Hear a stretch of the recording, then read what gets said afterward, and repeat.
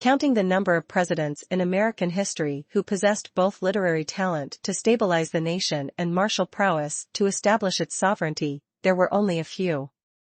The first was George Washington, the founding president of the United States, who served as a general and commander-in-chief of the Continental Army. In 1978, he was posthumously promoted to the rank of General of the Armies, a special rank created for him. Another was Ulysses S. Grant, the commanding general of the Union Army during the Civil War. The last one was Dwight D. Eisenhower, a five-star general and the supreme commander of the Allied Expeditionary Forces in World War II, who later became the 34th President of the United States. In this discussion, let's talk about the remarkable life and achievements of President Eisenhower. In 1952, he ran as the Republican candidate for the presidency and won, becoming the 34th President of the United States. He was re-elected in 1956, serving 2 terms. During World War II, soldiers affectionately called him Ike.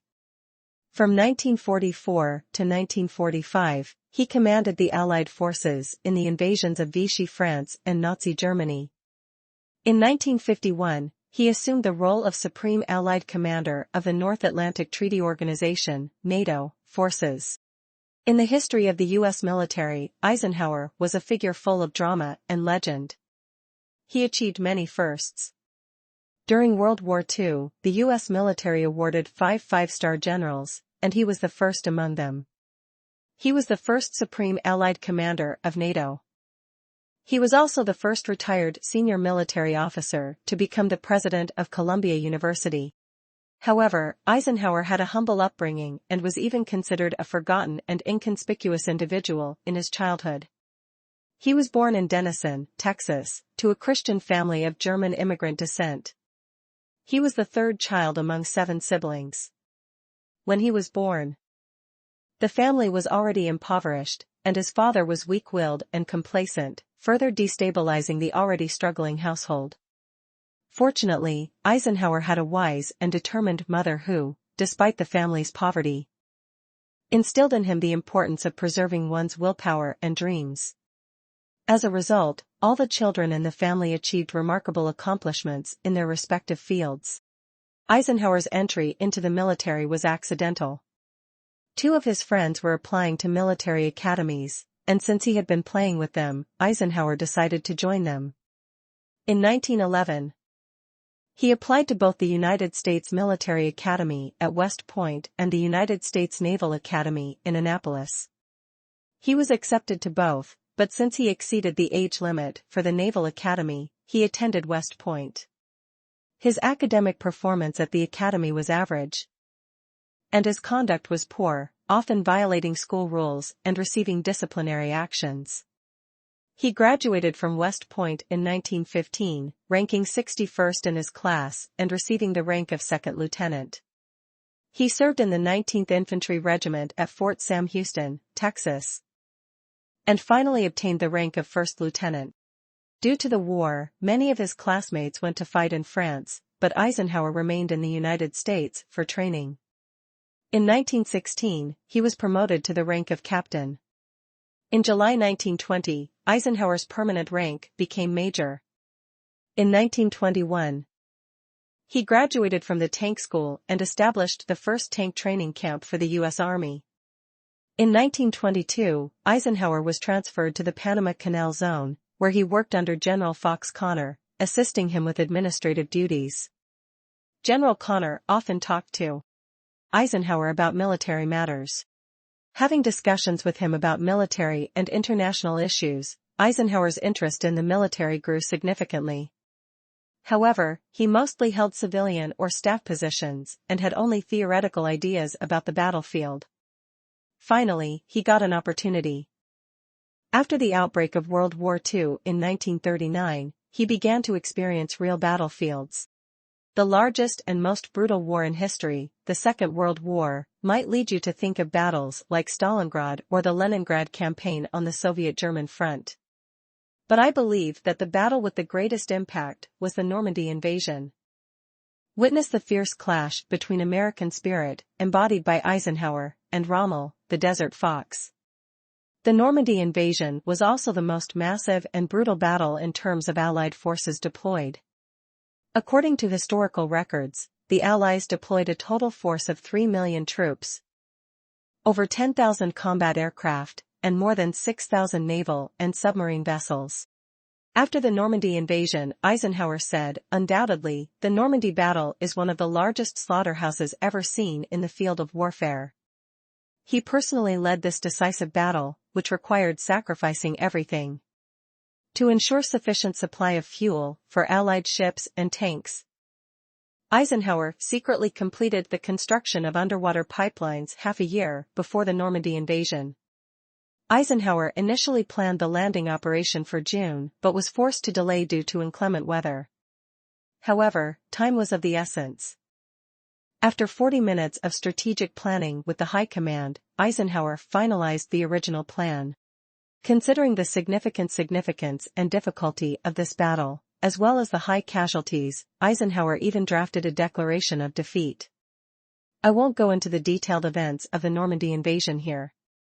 The victory in the Normandy invasion became a turning point in World War II, marking the opening of the Second Front for the Allied forces on the European continent. It meant that Nazi Germany was caught in a two-front war, relieving pressure on the Soviet Union and aiding the successful capture of Berlin. Eisenhower quickly gained immense prestige within the military. In late 1944, the Allied forces had approached the German mainland, and Hitler decided to launch a counteroffensive on the Western Front to regain the initiative.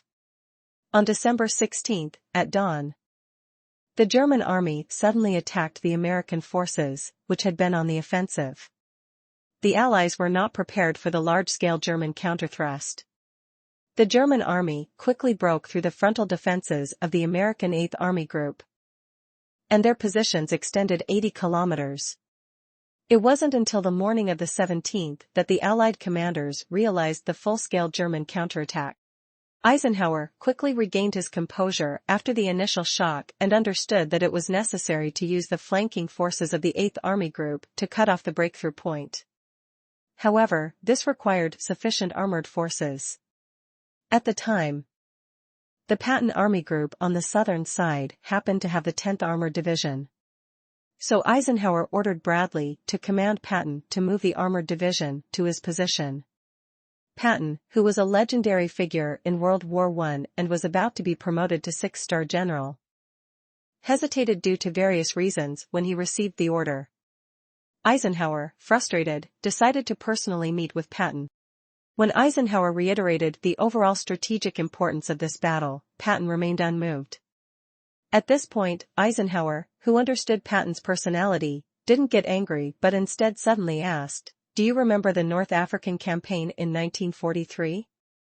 At that time, you had just been promoted to a 4-star general and were suddenly attacked by the Germans." "Of course, I remember.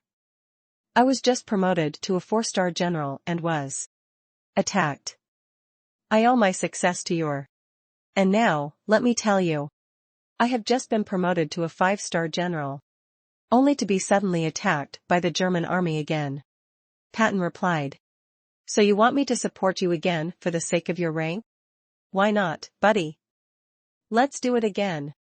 Immediately, Patton set aside his armored division and successfully helped Eisenhower turn the tide of the war. What you hold in your hands is not just a seal and a flag. The true essence of leadership is the ability to conquer the hearts of subordinates. In early 1945, the British and American Allied forces had already advanced to the banks of the Elbe River, a few dozen kilometers west of Berlin.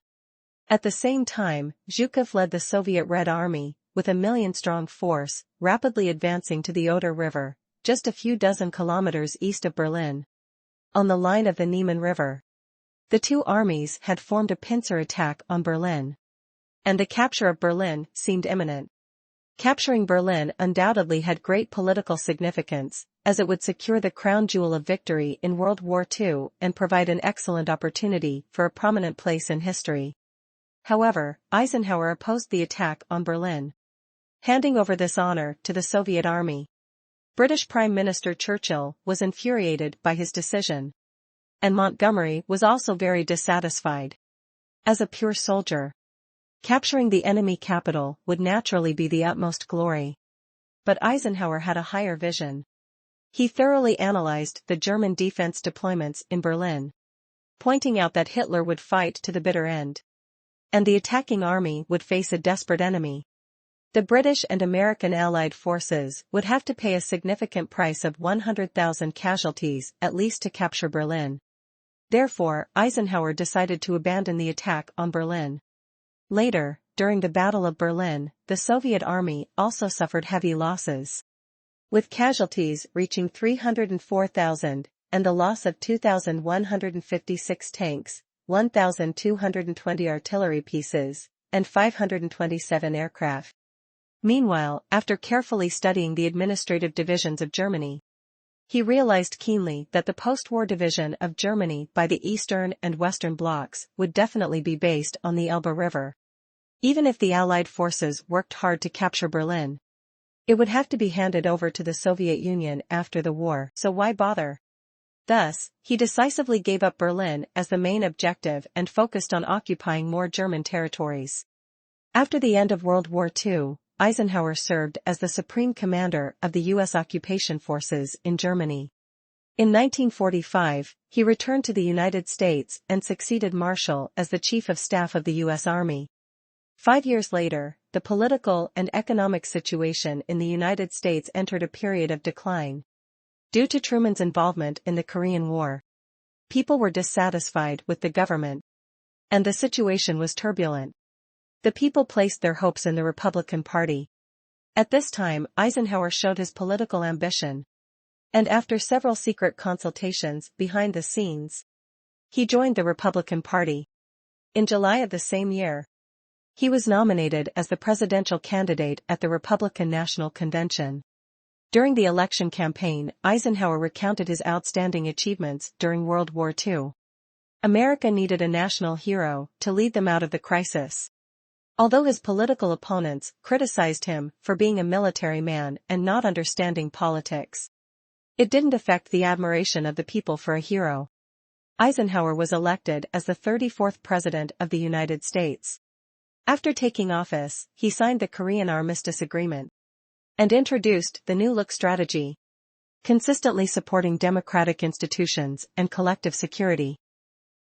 His presidency was marked by economic growth, the construction of the interstate highway system, and advancements in the civil rights movement. In 1961, Eisenhower stepped down as president and retired to his farm in Gettysburg, Pennsylvania. He spent his remaining years writing his memoirs, where he reflected on his experiences and shared his thoughts on leadership and public service. On March 28, 1969, Dwight D. Eisenhower passed away at the age of 78. Leaving behind a legacy of leadership, courage, and strategic vision. His contributions as a military general and as the President of the United States are still remembered and respected today.